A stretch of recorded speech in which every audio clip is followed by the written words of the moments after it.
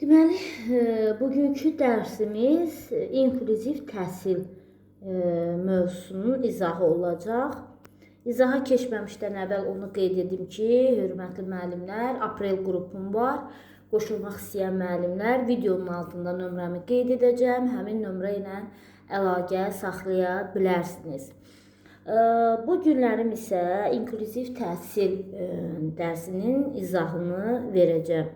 İnklüziv təhsil deyəndə nə başa düşülür? İnklüziv təhsil, deməli, inklüziv təhsil fiziki, psixi, akademik, sosial, emosional, intellektual xüsusiyyətlərindən, öyrənmə çətinliklərindən və sağlamlıq imkanlarından asılı olmayaraq təhsil prosesinin hər kəs üçün əlçatan olmasıdır. Deməli, burada əsas məqam nədir? Təhsil prosesinin hər kəs üçün əlçatan olması. Əsas məqam buradır. Yəni, istər fiziki olsun, istər psixi olsun, istər akademik olsun, istər sosial olsun, istər emosional olsun, istər intellektual xüsusiyyətlərindən asılı olmayaraq çətinlik, öyrənmə çətinliklərindən, bəziləri yaxşı öyrənə bilər, bəziləri çətin öyrənə bilər. Yəni, öyrənmə çətinliklərindən və sağlamlıq imkanlarından asılı olmayaraq təhsil prosesinin hər kəs üçün əlçatan olması inklüziv təhsil adlanır. İnklüziv təhsil, inklüziv sözünün mənası daxil etmə deməkdir. Daxil etmə.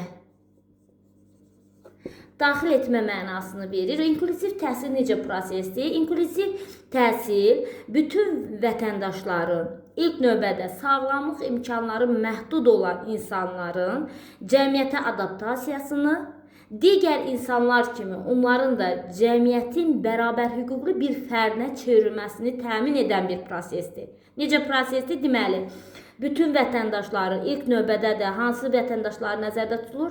Sağlamlıq imkanları məhdud olan insanların cəmiyyətə adaptasiyasını, digər insanlar kimi onların da cəmiyyətin bərabər hüquqlu bir fərdinə çevrilməsini təmin edən bir prosesdir inklüziv təhsil.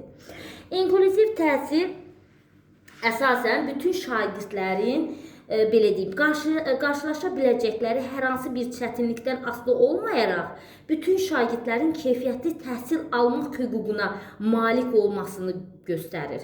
Yəni, bütün şagirdlər ayrı seçkiliyə yol verilmədən, istər sağlamlıq imkanları yerində olan, istər sağlamlıq imkanları məhdud olan, bayaq ki saydıq, fiziki, psixi, akademik, sosial, digər xüsusiyyətlərdə, öyrənmə çətinliklərindən də asılı olmayaraq, bütün şagirdlərin hər bir şəxsin, belə deyim, təhsil almaq, keyfiyyətli təhsil almaq hüququna malikdir. Yəni, təhsil almaq bərabər hüquqluq olaraq hər birinə əlçatan olmasıdır. Bu inklüziv təhsildir. İnklüziv təhsil termini, belə deyək, gəlməmişdən əvvəl, ilk əvvəllər, belə deyim, sağlamlıq imkanları məhdud olan uşaqlar, şagirdlər daha çox ayrı məktəblərdə, ayrı digər internat məktəblərində təhsil alırdılar. Amma sonralar inklüziv təhsil termini formalaşdıqdan sonra, yəni belə deyək, istifadə olunduqdan sonra inklüziv təhsil termini ilə əlaqədar olaraq artıq o sağlamlıq imkanları məhdud olan şagirdlər də normal şagirdlərlə qarşılıqlı şəkildə ayrı seçkilik olmadan eyni mühitdə, eyni məktəbdə, eyni sinifdə və hətta sinifdə də belə deyim də, onlar sinifin daxilində də ayrı seçkilik olmadan hər biri ilə eyni şəkildə təhsil almaq hüququna malik olurlar. Yəni, inklüziv təhsil bunu deyir bizə ki, heç bir ayrı seçkilik olmamalıdır, bərabər hüquqludur. Onlar da deməli, digər şagirdlər kimi hər biri eyni şəkildə təhsil almaq hüquqları var, keyfiyyətli təhsil almaq hüquqlarına malikdir. Yəni, burada əsas məqam budur, ədalətli. Burada müəllimin də münasibətləri, əsas belə deyim də, təlimdə bərabər imkanlar nəzərə alınmalıdır, ədalətli olmalıdır ki, yəni burada heç bir ayrı seçkiliyə yol verilməsin. Heç bir şagird sağlamlıq və ya öyrənmə imkanlarına görə cəmiyyətdən təcrid edilməməlidir. Bax, inklüziv təhsildə bu əsasdır ki, yəni belə deyək, yəni əsas odur ki, heç bir şagird sağlamlıq və ya öyrənmə imkanlarına görə cəmiyyətdən təcrid edilməməlidir. İnklüziv təhsil şagirdlərə qarşı ayrı seçkiliklə mübarizə aparmaq məqsədi daşıyır. Yəni inklüziv təhsilin məqsədi odur ki, deməli, şagirdlər arasında ayrı seçkilik olmasın. Yəni bunun əsas məqsədi budur.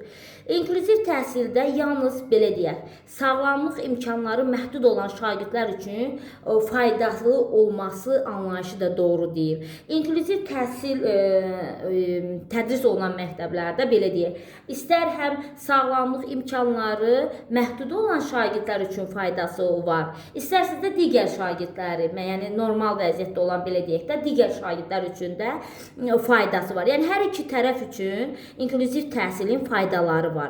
Əsas faydalar hansılardır? Məsəl üçün, sağlamlıq imkanları məhdud olan şagirdlər üçün olan əsas faydalar bunlardır ki, onlarda böyük bir inkişaf formalaşır. Onlarda ünsiyyət qurmağı öyrənirlər. Həmin şagirdlər, deməli, sağlamlıq imkanları məhdud olan şagirdlər. Onlar cəmiyyətə adaptasiya olunurlar, ünsiyyət qurmağı öyrənirlər. Cəmiyyətin bir hissəsi kimi, bir parçası kimi özlərini hiss edirlər.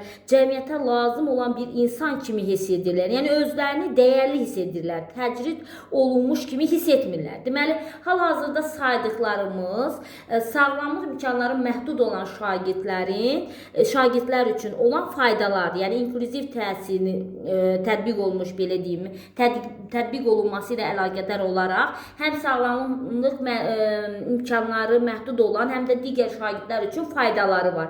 Sağlamlıq imkanları məhdud olan uşaqlar üçün əsas faydalar hansılar oldu? Əsas faydalar bunlar oldu ki, onlar cəmiyyətə adaptasiya olunurlar, ünsiyyət qurmağı öyrənirlər, özlərini cəmiyyətin bir hissəsi kimi, bir parçası kimi hiss edirlər, cəmiyyətə lazımlı bir insan kimi hiss edirlər, özlərini dəyərli hiss edirlər. Yəni təcrid olunmuş şəkildə hiss etmirlər. Bax, bu kimi faydaları var.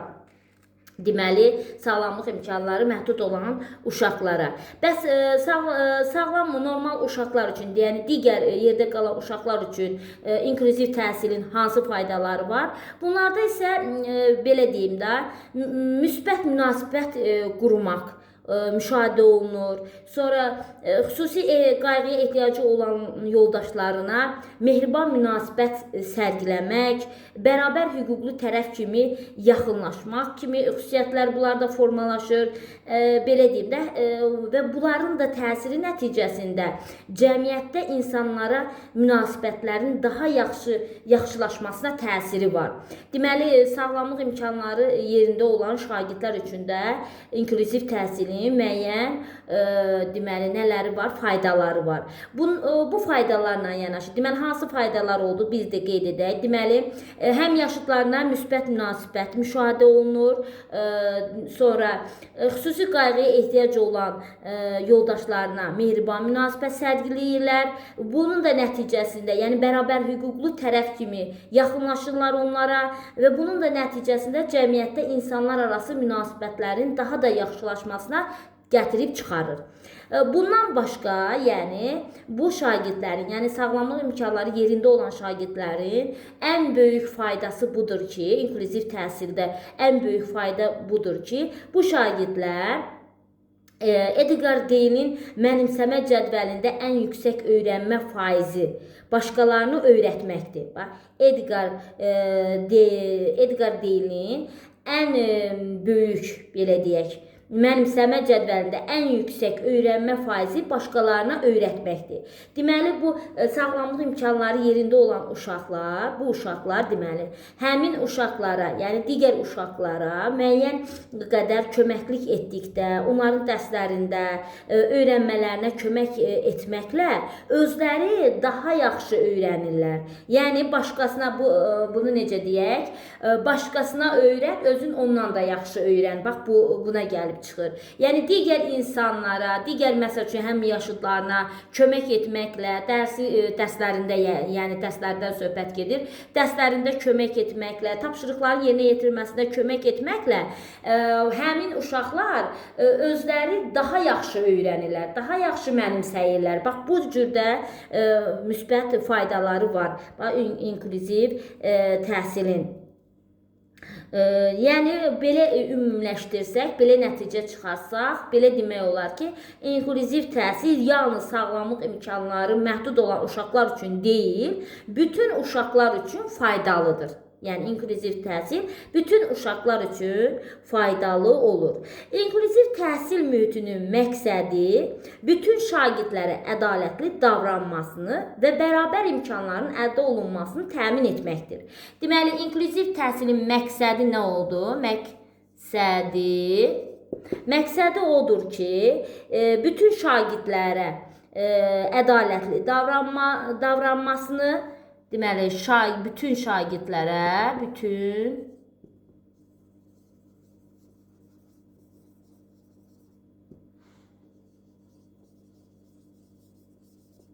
ədalətli davranılmasını,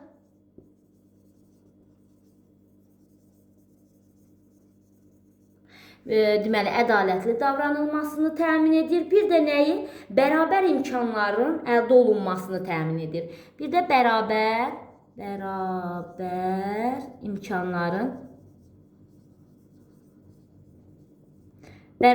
imkanların əldə olunmasını təmin edir.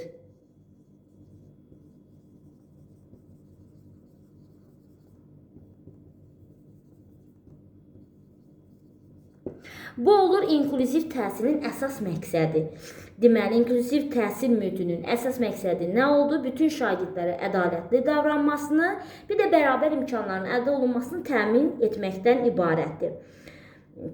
Bu mühitdə uğur göstəricisi yüksək olan və olmayan şagirdlərə qarşı xüsusi münasibət göstərilməməlidir. Yəni, burada əsas məsələ nədir? Ayrı seçkiliyə yol verilməməlidir. Müəllim burada hər bir şagirdi olduğu kimi qəbul etməlidir, hər birinə eyni dəyər verməlidir, heç bir ayrı seçkiliyə yol verməməlidir. Deməli, müəllim də burada hansı işi yerinə yetirir? Müəllim də burada, deməli, bu inklüziv təhsil mühitində hər bir şagirdi olduğu kimi qəbul etməlidir, hər birinə eyni dəyər verməlidir, heç bir ayrı seçkiliyə yol verilməməlidir. Bu inklüziv təhsildə, belə deyim də, əsas məqsədləri burada qeyd etdik. Bir də müəllimin, belə deyim, vəzifəsini neynədik? Qeyd elədik. İndi inklüziv təhsilin prinsipləri var, onları izah edək. İnklüziv təhsilin 8 prinsipi var. Həmin 8 prinsipləri qeyd edək. Bu prinsipləri də öyrənin, bilin. Hansı prinsiplərdirsə, gəlin onu lövhədə yazın.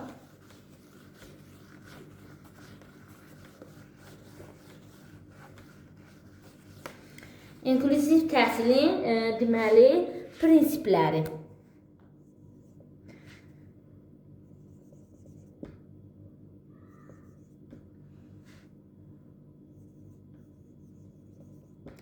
Prinsipləri deməli hansılardır? Birinci prinsip olaraq inklüziv təhsildə, birinci prinsip olaraq insanın dəyəri onun qabiliyyət və nailiyyətindən asılı deyil. Baxın, cümləyə fikir verin.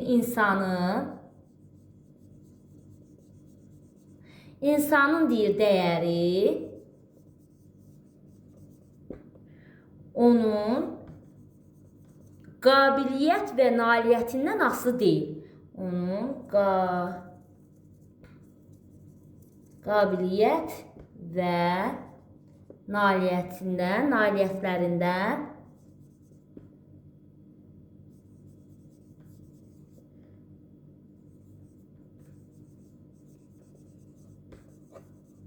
nailiyyətlərindən asılı deyil.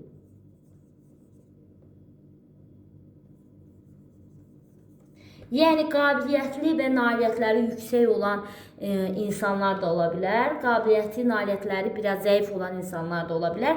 Amma əsas məsələ nədir? İnsanın dəyəri, yəni onun qabiliyyətləri və nailiyyətləri ilə ölçülməməlidir. Və bunu qeyd edir. Deməli, insanın dəyəri onun qabiliyyət və nailiyyətindən asılı deyil. İkinci prinsip olaraq hər bir kəs hiss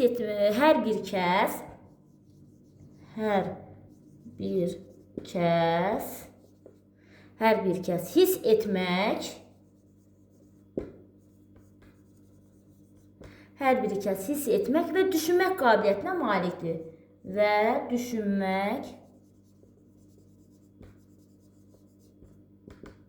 qabiliyyətinə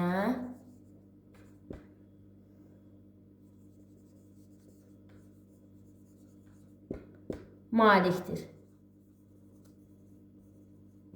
Hər bir kəs hiss etmək və düşünmək qabiliyyətinə malikdir. Əlbəttə ki, hər bir kəs. Yəni burada istər sağlamlıq imkanları məhdud olan, istər normal, yəni fərq yoxdur. Hər bir kəs deməli düşünmək və hiss etmək və düşünmək qabiliyyətinə malikdir. Üçüncü prinsip olaraq hər kəs ünsiyyət hüququna malikdir və dinlənilməlidir.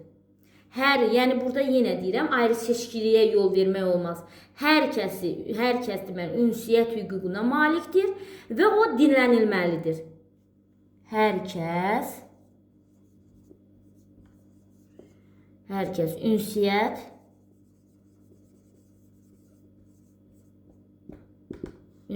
hüququna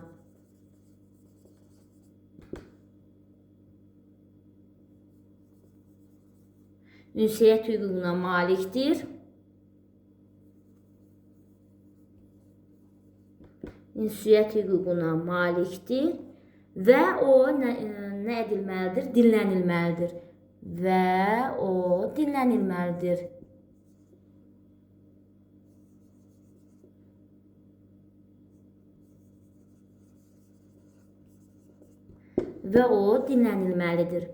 Dördüncü prinsip olaraq bütün insanlar bir-birinə lazımdır.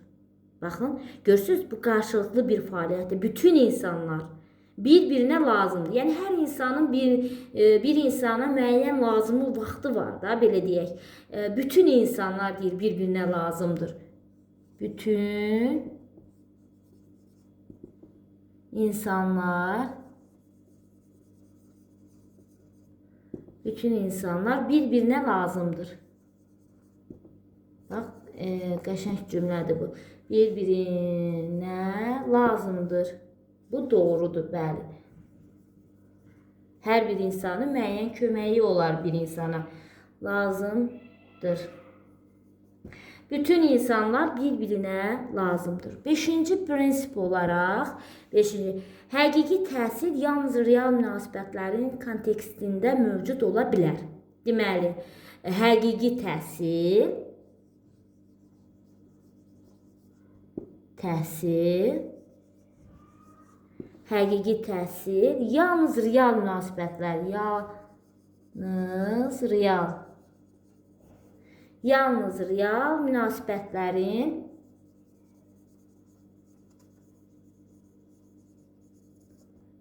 real münasibətlərin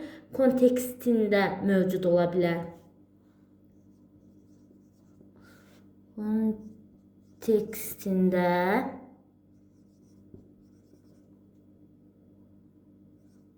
mövcud ola bilər.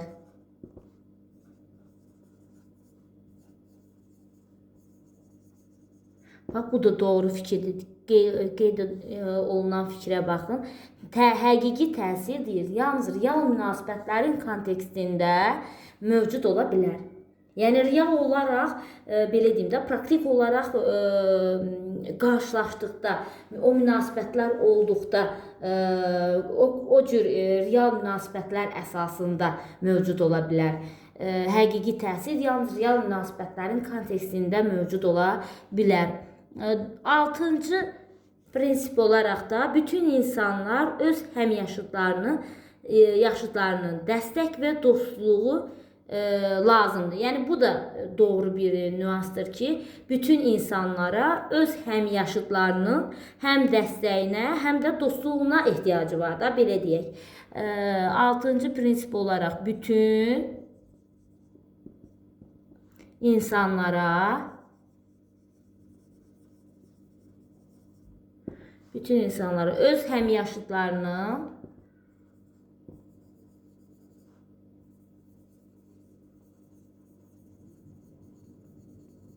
öz həmyaşıdlarının deməli dəstək və dostluğu lazımdır.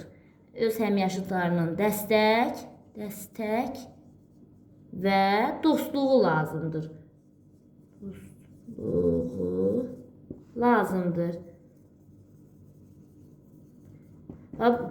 İnklusiv təhsilin prinsipləridir. 8 dənə əsas prinsip qeyd olunub. Bunlardan 6-sını qeyd etmişik. İndi yer olmadığına görə yuxarını silək. Deməli 7-ci ilə 8-cini yuxarıdan qeyd edək. 7-ci prinsip olaraq bütün şagirdlərin inkişafı onların bilik və bacarıqlarından asılıdır. Deməli bütün 7-ci prinsip olaraq bütün şagirdlərin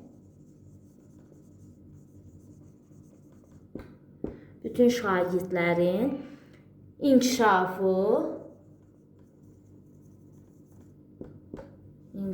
onların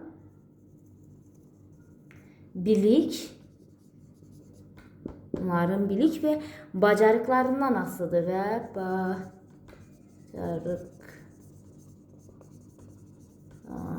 asılıdır. Bu da doğrudur. Yəni şagirdlərin inkişafı, bütün şagirdlərin inkişafı əlbəttə ki, onların bilik və bacarıqlarından asılıdır. 8-ci və sonuncu prinsip olaraq da bunu da qeyd edək. İnsanların müxtəlifliyi həyatın bütün sahələrində inkişaf etdirir. Deməli, insanların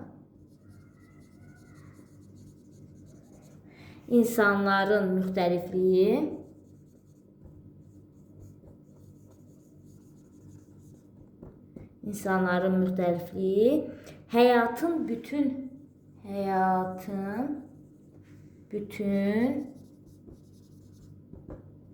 həyatın bütün sahələrini inkişaf etdirir.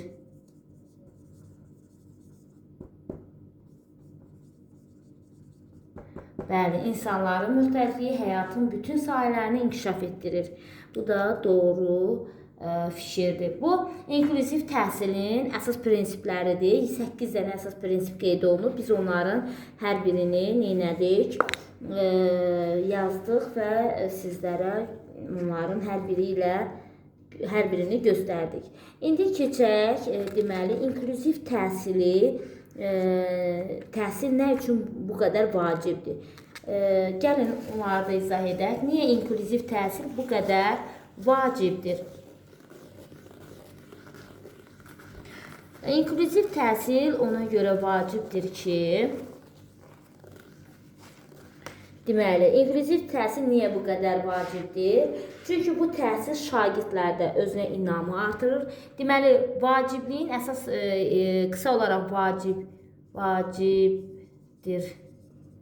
Niyə vacibdir?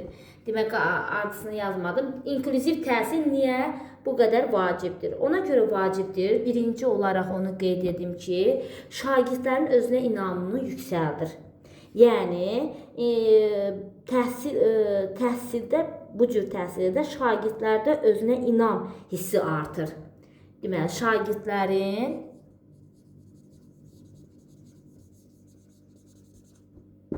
şagirdlərin özünə inamı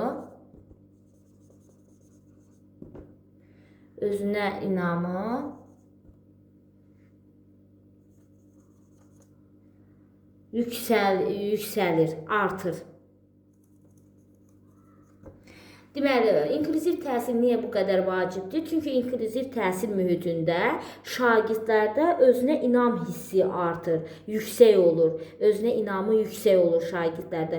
Bir, bu xüsusiyyətə görə vacibdir. İkinci olaraq ünsiyyət bacarıqları inkişaf edir şagirdlərdə. Deməli, ikinci olaraq onu qeyd edim ki, ünsiyyət bacarıqları inkişaf edir şagirdlərdə.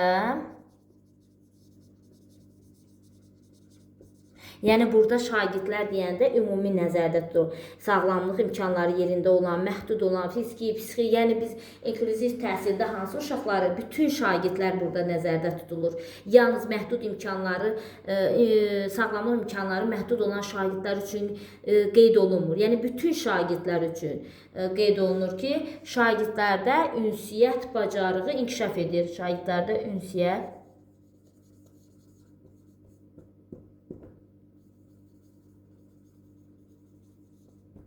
inkişaf edir.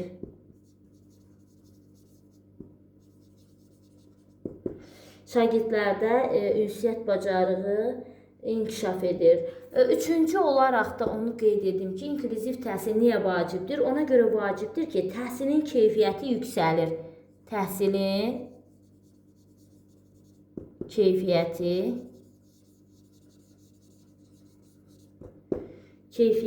yüksəlir. Təhsilin keyfiyyəti nə olur? Yüksəlir inklüziv təhsildə. Deməli, vacib olan məqamları qeyd elədik. Təhsilin keyfiyyətinin yüksəlməsi, ünsiyyət bacarıqlarının inkişafı, şagirdlərdə özünə inam hissinin artması. Bax, bunlar inklüziv təhsilin, belə deyək də, keyfiyyətinin, belə deyim, əsas vacib məqamlarıdır. Təhsilin keyfiyyətinin yüksəldilməsinə gətirib çıxarır. İndi inklüziv təhsil necə tətbiq olunmalıdır? İndi gəlin biz həmin məqamları da izah edək. Yəni, sinifdə inklüziv təhsil necə tətbiq edə bilərik? Necə tətbiq olunmalıdır sinifdə? Bunun da bir neçə yolu var. Deməli, sinifdə inklüziv təhsil necə tətbiq olunmalıdır? Sinifdə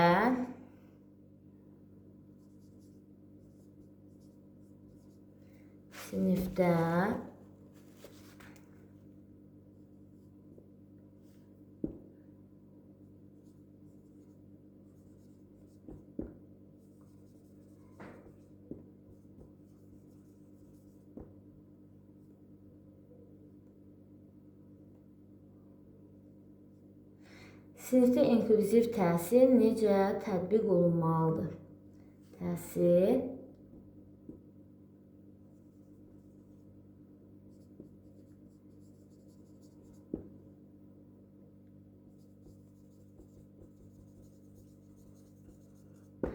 Deməli, inklüziv təhsil hər deyən, yəni belə deyək də, bütün siniflərdə tətbiq etmək mümkün deyil. Sinifdə inklüziv təhsili tətbiq etmək üçün onun müxtəlif yolları var. Birinci olaraq onu qeyd edim ki, sinifdə inklüziv təhsili tətbiq etmək üçün sinif daxili mühit, kooperativ öyrənmə mühiti yaradılmalıdır sinif daxilində. Deməli, sinif daxilində necə mühit olmalıdır? Korporativ öyrənmə olmalıdır. Korporativ öyrənmə.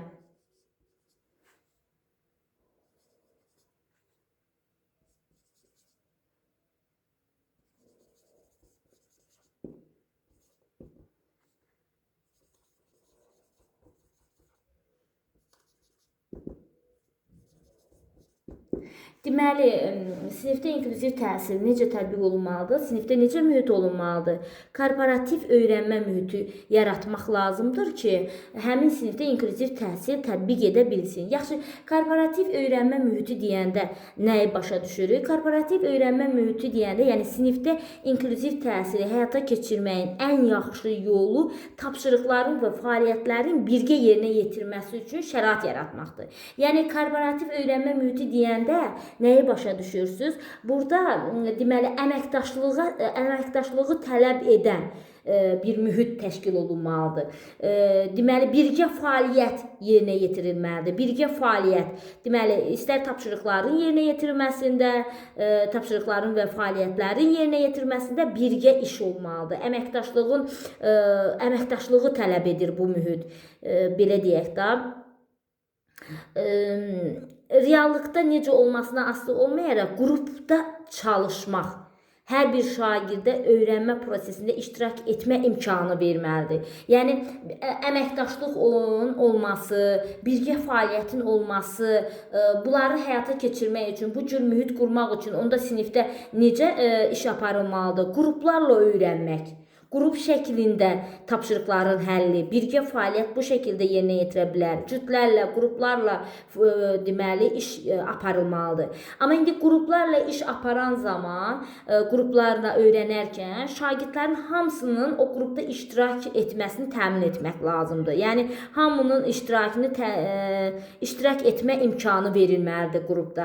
Yəni qrup işini təşkil edərkən qrup üzvləri ədalətli şəkildə seçilməlidir.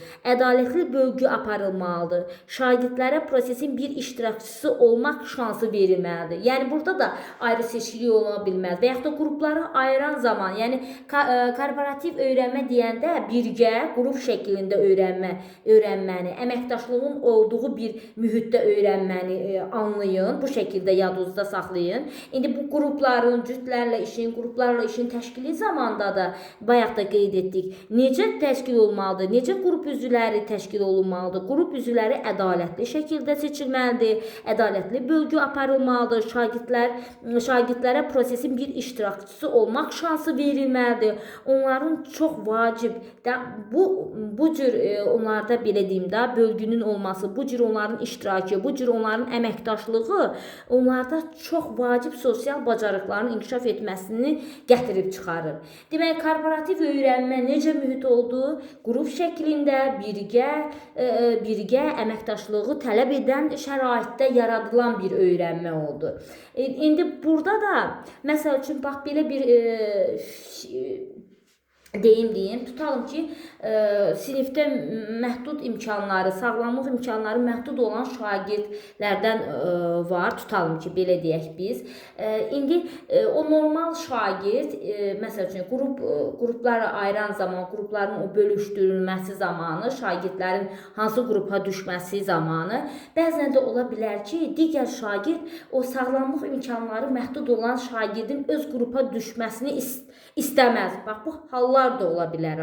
Yəni, istəməz ki, o özlərinin qrupuna düşsün. Bax, bu halların qarşısı alınmalıdır. Çünki ədalətli bölgü aparılmalıdır. Müəllim burada diqqətli olmalıdır. Müəllim burada həmişə diqqət mərkəzində saxlamalıdır ki, yəni belə hallarla qarşılaşmasın, belə hallara yol verməsin. Hər şey ədalətli olsun, ədalətli şəkildə qrup üzvləri seçilsin, ədalətli bölgünü təşkil etsin. Bax, bunlara da fikir verilməlidir. Deməli, korporativ öyrənmə mühiti, əməkdaşlığı tələb edən mühitdir, birgə öyrənməni tələb edən mühitdir, qrup şəklində, cütlər şəklində, belə deyim də, qruplar şəklində olan bir mühitdir. Və burada öyrənmə daha yüksək səviyyədə aparılır. Deməli, bu oldu korporativ öyrənmə mühiti. Deməli, biz sinifdə inklüziv təhsili necə tətbiq etməliyik deyəndə yollardan birini qeyd etdik. İndi ikincisinə baxaq. İkincisi, deməli, müəllimlərin peşəkar inkişafı. İkincisi olaraq müəllimlərin peşəkar inkişafıdır.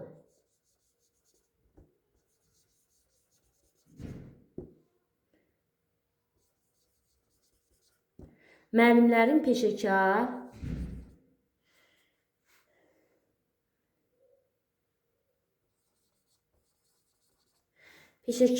inkişafı.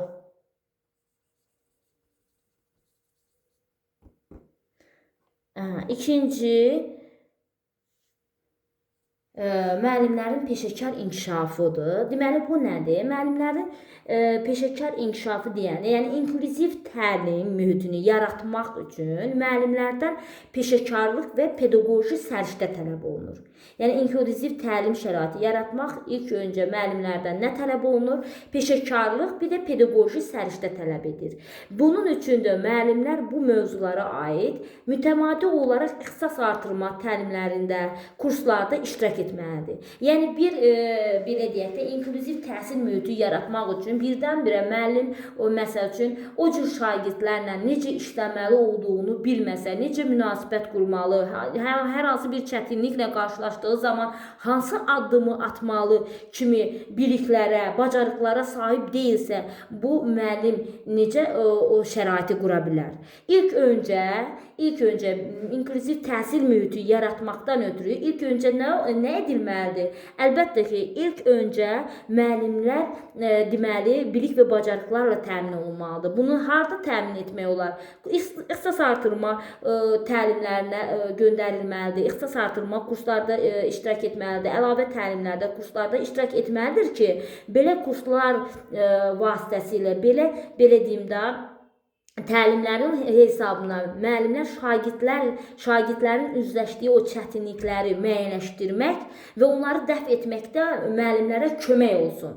Bir növ bunun belə deyək də həmin çətinliklə qarşılaşdığı zaman hansı addım atacağı, necə hərəkət etməli olduğu haqqında o müəllim əvvəlcədən necə olmalıdır? Məlumatlı olmalıdır. Yəni belə deyim də müəllimləri lazımi bilik və bacarıqlarla təmin edilməlidir. Əvvəl müəllim təmin olunmalıdır o bilik bacarıqlarla, sonra inklüziv təhsil mühitini sinifində təşkil edə bilər. Çünki yenə deyirəm, müəllim inklüziv təhsil mühitini yaratmaq üçün müəllimdən peşəkarlıq və pedaqoji səriştə tələb olunur. Bunun üçün ilk öncə necə olmalıdır? Müəllimlər kurslardan keçməlidir, təlimlərdən keçməlidir, ixtisas artırma təlimlərində iştirak etməlidir ki, belə deyək də müəyyən o mühit şəraitində, müəyyən çətinliklərlə qarşılaşdıqda hansı addımı atmalı olacağını bilməlidir. Və həmin bilik və bacarıqlara müəllimlər təmin olunmalıdır ki, onlar sinifində inklüziv təlim mühitini yarada bilsin. Bax, bunu da başa düşdünüz, inanıram. Müəllimlərin peşəkar inkişafı bu deməkdir. Üçüncü yol isə deməli müxtəlif qiymətləndirmə üsullarından istifadə etməkdir. Müxtəlif qiymətləndirmə üsullarıdır. Deməli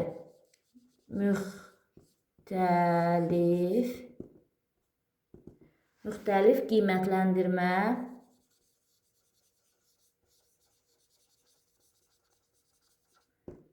qiymətləndirmə üsulları. Bax, müxtəlif qiymətləndirmə üsulları nə deməkdir? Yəni, bütün şagirdləri eyni cür qiymətləndirməyə belə deyim də, qiymətləndirməyə düzgün yanaşma ola bilməz. Yəni, bütün şagirdləri eyni cür qiymətləndirmə edə bilmərik. Bəzi şagirdlər müəyyən tapşırıq növlərində çətinlik çəkə bilərlər və belə hallarda fənnin məzmun xüsusiyyətlərindən asılı olaraq onu fərqli aspektlərinə görə şagirdi dəyərləndirmək lazımdır. Yəni, hamını eyni cür qiymətləndirsək, eyni üsuldan qiymətləndirmə aparsaq, dəyərləndirsək, bu düzgün olmaz. Deməli, bütün şagirdləri müxtəlif qiymətləndirmə üsullarından istifadə etmək o deməkdir ki, bütün şagirdləri işini eyni üsulla qiymətləndirmək olmaz. Qiymətləndirmədə diferensial yanaşmanı təmin etmək, düzgün diferensiallaşmanı təmin etməmək düzgün deyildir. Yəni, burada diferensiallaşmanı təmin etmək lazımdır. Məsəl üçün, necə? Bəzi şagirdlər tutalım ki, müəyyən tapşırıq növlərində çətinlik çəkə bilirlər. Məsələn, fikirlərini elə şagirdlər var ki, yəni inklüziv təhsil mühiti tətbiq olunan, belə deyim də, siniflərdən söhbət gedir. Elə şagirdlər var ki, tutalım onların da tərkibində, elə şagirdlər var ki, fikrini yaxşı ifadə edə bilmir. Fikrini çatdıra bilmir. Yəni, danışıq, nitq qabiliyyətində hər hansı bir qüsurları var. Fikrini yaxşı ifadə edə bilmir. Yaxşı, biz onu qiymətləndirməsi zamanı, biz onlara şərait yaratmalıyıq ki, o fikirlərini yazaraq bizə çatdırsın. Yəni, yazmaqla fikirləri, kağıza köçürməklə fikirlərini çatdırsın. Elə şagirdlər də ola bilər ki, fikirlərini yazaraq bizə çatdırmaqda çətinlik çəkir. Bu şagirdlərə şərait yaratmalıyıq ki, onlar şifahi şəkildə ünsiyyət vasitəsilə danışaraq öz fikirlərini bizə çatdırsın və onlara əsasən biz onları dəyərləndirək. Yəni burada hər şagirdin xüsusiyyətlərini nəzərə alaraq biz onları dəyərləndirməliyik. Məsəl üçün, yaxud da fikrini şifahi şəkildə ifadə etməkdə çətinlik çəkən şagirdi qiymətləndirərkən ona fikirlərini yazılı şəkildə ifadə etməyə şərait yaratmalıyıq.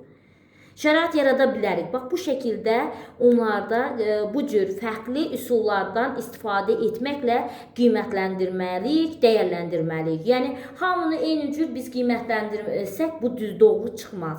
Çünki hamının vəziyyəti, belə deyək, inklüziv təhsil mühitindəki o uşaqların, bütün şagirdlərin xüsusiyyətləri, vəziyyəti eyni deyil axı. Biz onlara diferensial yanaşmalıyıq. Bax, bu cür müxtəlif qiymətləndirmə üsullarından istifadə etməliyik. Məsələn, şagirdlərə rəy bildirərkən də onlara həssaslıqla yanaşmalıyıq. Bax, rəyi verərkən də onlara həssaslıqla yanaşmalıyıq. Onların nəticəsinin başqalarının nəticəsi ilə müqayisə edərək rəqabət yaratmağa ehtiyac yoxdur. Bir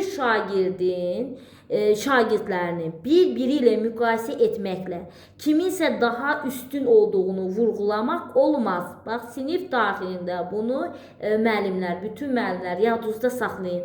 Şagirdlər arasında rəqabət yaratmaq olmaz. Şagirdə deyə bilmərik ki, sən filan şagirddən zəifsən, sən filan şagirddən yüksəksən. Yəni, arada rəqabət, müqayisə, şagirdləri bir-biri ilə müqayisə etmək doğru deyil.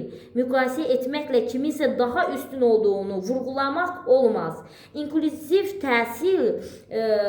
təhsildə onu da qeyd edim ki, təhsil üçün inkişafa açıq düşünmə tərzi mühiti təmin olmuş məktəbdə inklüziv təhsil hökm sürə bilər. Yəni, burada əsas odur ki, açıq düşünmə tərzi hökm sürsün. Şagirdlər arasında heç bir müqayisə etmək doğru deyil. Ümumiyyətcə, bu istər inklüziv təhsil mühiti olsun, istər digər təhsil mühiti olsun. Yəni, bunu yadınızda saxlayın ki, bir şagirdi digər şagirdlə müqayisə etmək olmaz. Sən yaxşısan, sən pissən kimi bir-biri ilə rəqabət aparmasına şərait yaratmaq olmaz. Bir-biri ilə müqayisə aparmaq olmaz. Və şagirdləri qiymətləndirən zamanda, şagirdlərə rəy verən zamanda onlara həssaslıqla yanaşmaq lazımdır. Əvvəlcə doğru nüansları, doğru məqamları qeyd etməliyik. Birbaşa onlara, belə deyim də, kobud şəkildə, qısa konkret şəkildə, belə deyim də, ciddi şəkildə biz onlara hər hansı bir rəyi bildirməməliyik. Məhz müxtəlif qiymətləndirmə üsulları da bu cürdür. Yəni, burada biz şagirdlərin xüsusiyyətlərini nəzərə almalıyıq, biz şərait yaratmalıyıq ki, hansı şagird öz işini necə təqdim edə bilir. Necə təqdim edə bilirsə, ona o cür şərait yaratmalıyıq və biz də onu o cürdə qiymətləndirməliyik. Bax, müxtəlif qiymətləndirmə üsulları bu deməkdir. Yəni, ümumiləşdirsək, buradan necə nəticə çıxır? Yəni, bütün şagirdləri eyni cür qiymətləndirməyə düzgün yanaşma ola bilməz. Yəni, bütün şagirdləri biz eyni cür qiymətləndirə bilmərik. Bax, qısa, konkret olaraq belə bir nəticəyə gəlib çıxır. Dördüncü olaraq onu qeyd edim ki, inklüziv təhsilin deməli, sinifdə tətbiq olunması üçün deməli, dördüncü olaraq əlavə təlim materialların olunmasıdır. Qeyd edək, əlavə təlim materialları.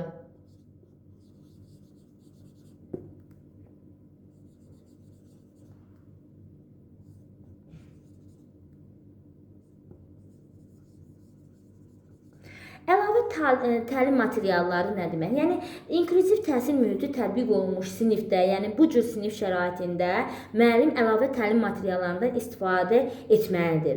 Bu cür sinifdə şagirdlərin dərslərdən dərslərdən əlavə materiallarla təmin olunması, əlavə belə deyək, dəstəyə ehtiyac olan şagirdlər üçün çox böyük faydası var. Yəni əlavə dəstəyə ehtiyac olan şagirdlər, yəni bu mühitdə təhsil alırlar, onları nəzərə alaraq, onların daha yaxşı dərslərin mənimsənilməsində, başa düşməsini nəzərə alaraq, əlavə belə deyək də, təlim materiallarına ehtiyac var və bu onlar üçün də bunun üçün də böyük faydası var. Onların daha yaxşı öyrənməsini təmin edir. Məsəl üçün bu cür əlavə təlim materialları deyəndə nəyi başa düşək? Deməli, xatkişlərdir, hesablama taxtasıdır, hərflərdir, rəqəmlərdir, kartlardır, şəkilli kartlardır, vurma cədvəldir, ədəd oxulardır və yaxud da təcrübə aparmaq üçün avadanlıqlar aid etmək olar, texniki təchizatlar aid etmək olar. Burada məsəl üçün şəkilli kartlardır, hərfli kartlardır. Bunlardan istifadə etmək olar. Belə deyim də, buradakı uşaqları nəzərə alaraq, onların xüsusiyyətlərini nəzərə alaraq, kim necə öyrənə biləcəyini nəzərə alaraq, əlavə resurslardan, əlavə materiallardan istifadə etmək onların daha da yaxşı dərsi mənimsənməsində, öyrənməsində böyük bir mühüm əhəmiyyət kəsb edir, faydası var. Əlavə təlim resursları öyrənmədə çətinlik çəkən şagirdlər üçün faydalı dəstəkləyici vasitələrdir. Yəni şəkillərdir, kartlardır, xüsusilə də bunlar dil maneələri ilə mübarizə aparan şagirdlər üçün faydalı ola bilər. Məsəl üçün, yaxşı danışa bilməyən, yaxşı özünü ifadə edə bilməyən şagirdlərə məsəl üçün görsəl olaraq şəkillərdən, kartlardan istifadə edərək onların başa salmasına, dərsi mənimsəməsini təmin etmək olar. Yəni belə deyək də, sinif daxilindəki şagirdləri nəzərə alaraq, onların öyrənmələrini nəzərə alaraq, əlavə təlim materiallarından istifadə etməsi inklüziv təlim mühitinin yaratmasında aid olan yollardan biridir. Bir də müəllimlər, 5-ci yol olaraq da onu qeyd edim ki, deməli, adaptasiya edilmiş dərs və tapşırıqlardır. İndi bunu da deyək nədir? Adaptasiya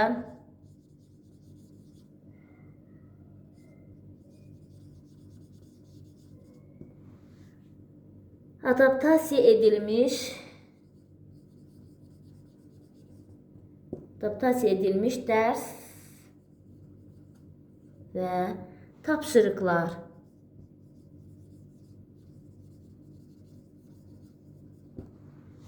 Adaptasiya edilmiş dərs və tapşırıqlar nə deməkdir? Adaptasiya edilmiş dərs və tapşırıqlar burada ənənəvi yanaşma və təlim-tədris prosesi öyrənmə çətinliyi olan şagirdlər üçün uyğun deyildir. Deməli, ənənəvi yanaşma bu cür təlim mühiti yaratmaq üçün belə deyim də uyğun deyil. Bəs burada əsas məqsəd nədir? Müəllim dərsinin məqsəd və fəaliyyətini öyrətməyə çətinlik olan şagirdlərin ehtiyaclarına uyğun tənzimlənməlidir. Yəni burada şagirdlərin ehtiyaclarını nəzərə alaraq onlara təlim tapşırıqlarını verməlidir, hazırlanmalıdır. Tədris prosesini öyrənmə çətinliyi olan şagirdlər üçün uğurlu belə deyim, olması üçün müəllim burada nə etməlidir? Şagirdlərin xüsusiyyətlərini nəzərə almalıdır. Müəllim dərsinin məqsəd və fəaliyyətinin öyrənmə çətinliyi olan şagirdlərin ehtiyacına uyğun tənzimlənməlidir. Yəni bu nə deməkdir? Verilən tapşırıqlar, müəllim tərəfindən hazırlanan, verilən tapşırıqlarda bu cür şagirdləri nəzərə alaraq verilməlidir. Yəni şagirdlərin burada xüsusiyyətləri nəzərə alınmalıdır. Şagirdlərin potensial imkanları nəzərə alınmalıdır. Şagirdlərin yaş xüsusiyyətləri nəzərə alınmalıdır.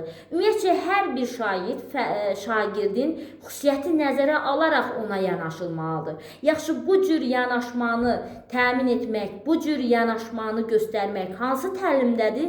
Əlbəttə ki, dərsdə diferensial yanaşmanı təmin etməkdədir. Deməli, bu inklüziv təhsil mühiti yaratmaq üçün biz şagirdlərə verdiyimiz o tapşırıqlarda diferensial yanaşmanı təmin etməliyik. Diferensial yanaşma necə idi? Diferensial yanaşma odur ki, fərqli və fərdi yanaşmadır. Fərqli və fərdi yanaşma. Yəni sinif daxilində müxtəlif potensial imkanına malik şagirdlər var. Hamısı eyni deyil ki, hamısına eyni yanaşmanı təmin edək. Burada biz hər bir şagirdin xüsusiyyətini nəzərə almalıyıq. O sağlamlıq imkanları yerində olan, sağlamlıq imkanları məhdud olan heç bir şagirdi belə deyək də bu xüsusiyyətləri biz nəzərə alaraq onlara tapşırıq hazırlamalıdır. Bax, inklüziv təhsil mühitində bu əsasdır. Verilən tapşırıqlar onların xüsusiyyətlərinə uyğun olmalıdır, onların potensial imkanlarına uyğun olmalıdır. Əsas bunu nəzərə alınmalıdır. Yəni burada necə yanaşma olmalıdır? Diferensial yanaşma təmin edilməlidir. Fərqli və fərdi yanaşma təmin edilməlidir. Bir onu deyim ki, sizlərə müəllimlər, ümumiyyətcə inklüziv təhsil mühitində yadınızda saxlayın. Təlimlərdən diferensial təlim şəklində yanaşmadır. Tələblərdən də bərabər imkanlar, yəni pedaqoji tələblərdən bərabər imkanlar təmin olunmalıdır burada. Təlimlərdən də diferensial təlim, diferensial yanaşma təmin olunmalıdır. Adaptasiya edilmiş dərs və tapşırıqlar bu cürdür. Burada şagirdlərin hər bir xüsusiyyəti nəzərə alaraq onların öz xüsusiyyətlərinə, öz imkanlarına uyğun tapşırıqlar hazırlanıb o cür yanaşılmalıdır şagirdlərə. Bax, bu da oldu nə? 5-ci adaptasiya edilmiş dərs və tapşırıqlar. Deməli, inklüziv təhsildə, sinifdə inklüziv təhsili necə tətbiq etməlidir, olunmalıdır deyəndə, necə mühit yaradılmalıdır? Bax, bunlar olmalıdır ki, həmin sinifdə inklüziv təhsil mühiti yarada bilək. Korporativ öyrənmə mühiti oldu, müəllimlərin peşəkar inkişafı oldu, müxtəlif qiymətləndirmə üsulları olmasıdır, əlavə təlim materiallarının olmasıdır, bir də adaptasiya edilmiş dərs və tapşırıqların olunması oldu. Bax, biz inklüziv təhsildə belə deyim, sinif mühitində tətbiq etməyin yollarını qeyd etdik. İndi gəlin öyrənək ki, öyrənmə üçün universal dizayn. Gəlin bunu öyrənək, görək. Öyrənmə üçün universal dizayn nədir? İndi onu da qeyd edək. O da inklüziv təhsilə aiddir.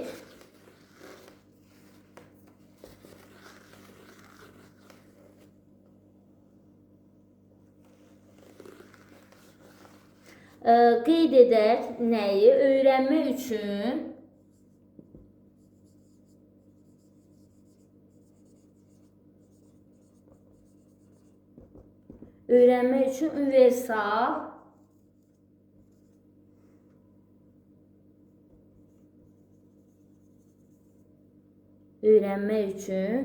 universal dizayn.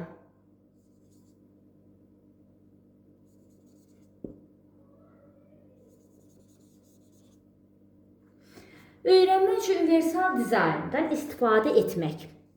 Dizayndan, qeyd edək hamısından, istifadə etmək.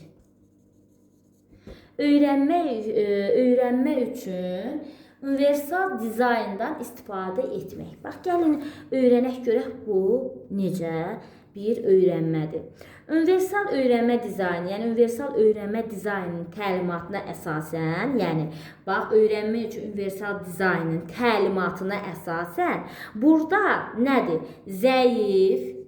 Zəif, orta və səviyyəli.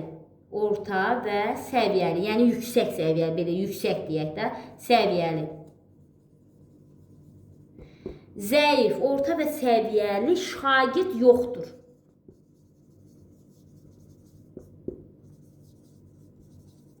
Deməli, öyrənmə üçün universal dizayn təlimatında necədir?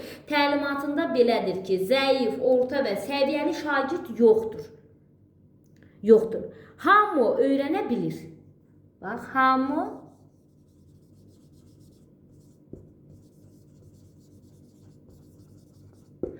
öyrənə bilir. Biz şagirdləri ayırmalı deyilik. Bu zəifdir, bu ortadır, bu səviyyəlidir. Sadəcə hamı öyrənə bilir. Amma sadəcə olaraq bütün şagirdlər burada fərqli şəkildə öyrənirlər. Əsas nədir? Şagirdlər fərqli şəkildə öyrənir. Deməli, hamı öyrənə bilir. Hamı öyrənə bilir. Sadəcə olaraq nədir? Sadəcə olaraq bütün şagirdlər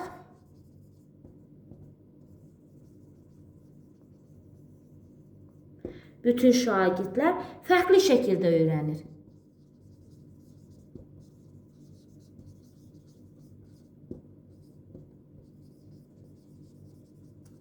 Fərqli şəkildə öyrənirlər. Müəllim sinifdəki bütün şagirdləri öyrətmək üçün daha çevik plan hazırlamalıdır, plan qurmalıdır. Və bütün şagirdləri öyrətmək üçün müəllim nə etməlidir? Plan qurmalıdır, plan hazırlamalıdır. Bütün şagirdlər öyrənə bilir. Biz deyə bilmərik bu zəifdir, bu öyrənə bilməz. Biz deyə bilmərik bu ortadır, bu ondan biraz öyrənə bilər. Bu səviyyəlidir, bu daha yaxşı öyrənir. Yəni bütün şagird, o zəifdir, ortada, səviyyəlidir, hamı öyrənə bilir. Sadəcə burada müəllimin əsas üzərinə düşən iş nədir? Onun belə deyək də, hər uşağa uyğun planı qurmalı. Plan quraraq onu öyrənməni necə təmin, o necə, hansı yolla öyrənə bilirsə o cür yanaşmalı. Onda bütün şagirdləri öyrədə bilər, belə deyək, hamı öyrənə bilər. Sadəcə olaraq bütün, belə deyim də, şagirdlərin hərənin fərqli şəkildə öyrənməsi var. O fərqli şəkildə öyrənmək lazımdır ki, o şagirdləri də nə etmək olsun, öyrətmək olsun. Və bunun üçün də müəllim nə etməlidir? Çevik plan qurmalıdır. Universal öyrənmə dizaynı müəllimə daha çevik plan qurmaq üçün bələdçi rolunu oynayır. Baxın, universal öyrənmə dizaynı müəllimi daha çevik plan qurması üçün bələdçi rolunu oynayır.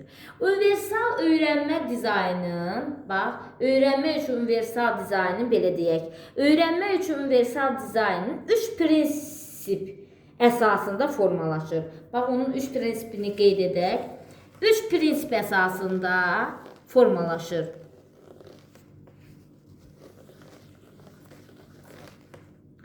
3 prinsip. 3 prinsip hansıdır? Birincisi cəlb etmədir.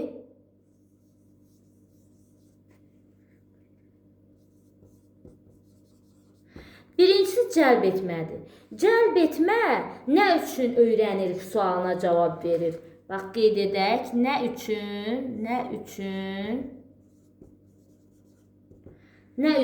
öyrənirik.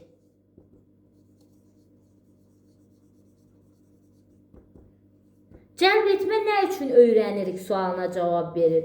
Yəni, cəlb etmə burada şagirdlərə dərsə maraq yaratmaqla, onlarda tədrisə cəlb etməklə öyrənəcəkləri məsələlərlə emosional bağ yaratmağa imkan verir. Deməli, cəlb etmədə şagirdlərdə dərsə maraq yaratmaqla, onlarda tədrisə cəlb etməklə öyrənəcəkləri məsələlərlə emosional bağ yaratmağa imkan verir. Yəni, şagirdləri həvəsləndirmək üçün onları daha çox fərdi və qrup işlərinə cəlb edə bilərsiniz ki, onları qruplarla, fərdi, cütlərlə işlərə cəlb edə bilərsiniz ki, onlarda həvəsləndirmə yaratmaq üçün. Bundan başqa onları canlı və onlayn müzakirələrə də cəlb etmək, imkan yaratmaq olar, yarada bilərsiniz. Yəni, belə deyək də, cəlb etmə bir növ şagirdə həvəs yaratmaqdır. Həvəs yaratmaq və bu həvəs yaratmaqla şagirdlərdə, belə deyim, öyrənəcəyi məsələlərlə emosional bağ yaratmağa bizə imkan verir. Sualda nə üçün öyrənirik sualıdır. İkinci prinsip deməli təqdimatdır.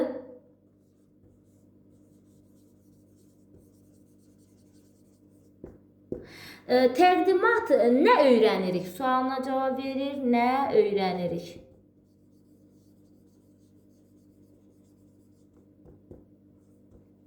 Təqdimat nə öyrənirik sualına cavab verir.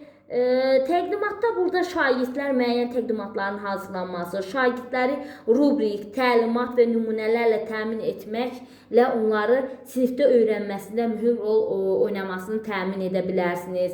Rubriklərdir, təlimatlardır, nümunələrdir, təqdimatlardır.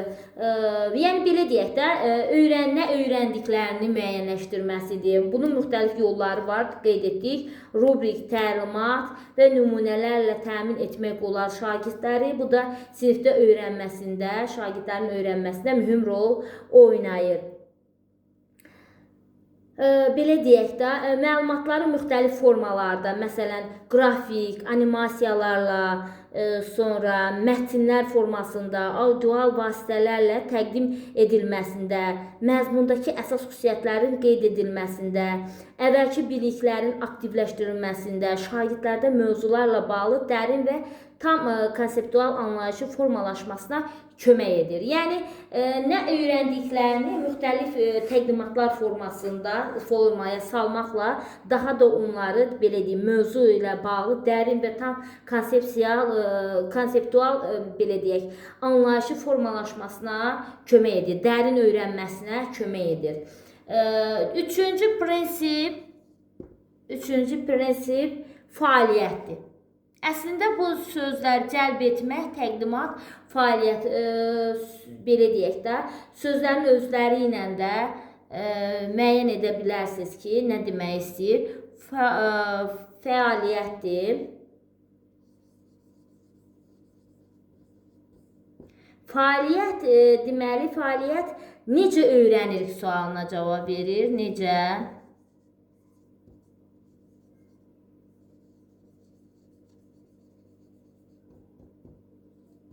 Necə öyrənirik sualına cavab verir. Yəni, bu prinsip bizə öyrəndiyimiz məlumatları fərqli və yeni kontekstə uyğunlaşdırmaq imkan verən strateji bir yanaşmadır. Şagirdləri öyrəndikləri müxtəlif formalarda təqdim etmək üçün onlara bir xeyli seçim imkanı verir. Yəni, şagirdlər öyrəndiklərini bizə təqdim etmək üçün və yaxud da öyrəndiklərini müxtəlif formalarda təqdim etmək üçün onlara biz seçim imkanı veririk və şagirdlər səviyyələrinə uyğun yanaşmalar və rəylərlə onları dəstəklənməsini təmin edir. Deməli, fəaliyyətdə necə öyrənirik sualıdır. Necə öyrənirik, yəni yolu, necə, fəaliyyəti, bundan söhbət gedir. Hal-hazırda qeyd etdiklərimiz universal, deməli, öyrənmək üçün universal dizaynın 3 əsas prinsipi oldu. Bir də ümumiləşdirək, cəlb etmədir, nə üçün öyrənirik? Təqdimatdır, cəlb etmədə həvəsləndirmədir, cəlb etmədir, maraq oyatmadır. Təqdimatdır, nə öyrənirik? Təqdimatda nə öyrəndiklərimizi, belə deyək də, biliklərimizi necə dərinləşdirə bilərik? Təqdimatlardır, rubriklərdir, nümunələrlə təmin etməklə onların biliklərini daha da dərinləşdirə bilməsidir. Yəni, nə öyrənirik sualına cavab verir təqdimat. Üçüncü isə fəaliyyətdir. Fəaliyyətdə necə öyrənirik? Yəni, öyrənməni necə təmin edirik? Fəaliyyəti, yolu, istiqaməti göstərir. Bu da öyrənmək üçün universal dizayndan istifadə etməyin 3 əsas prinsipi idi. Bunların üçünü də qeyd etdik. Dərsimiz bu qədər. İnklüziv təhsil mövzusunun izahı idi. Hər birinizə uğurlar.